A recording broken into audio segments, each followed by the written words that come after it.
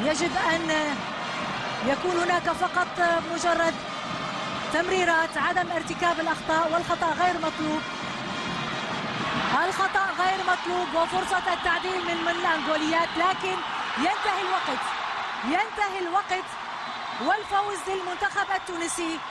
ينتهي الوقت الإضافي الثاني بفوز منتخب تونس بالمباراة ب31 هدف ل30. مبروك لسيدات تونس، مبروك لتونس ولكرة اليد العربية والإفريقية. هذا التألق للمنتخب التونسي أمام المنتخب العنيد والخصم القوي، بطل إفريقيا ب11 مرة، 11 ذهبية في رصيد المنتخب الأنغولي. لكن التألق كان لسيدات تونس والتفوق لسيدات تونس، والنجاح لزميلات منى شباح ورجاء التومي.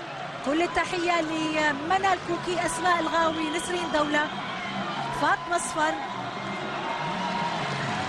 إيناس جوادي، وداد كيلاني، ولجميع عناصر المنتخب التونسي الشقيق هذا الفوز الثمين وثمين جدا على المنتخب الأنغولي، بطل إفريقيا، البطل الذهبي والخصم العنيد لمنتخب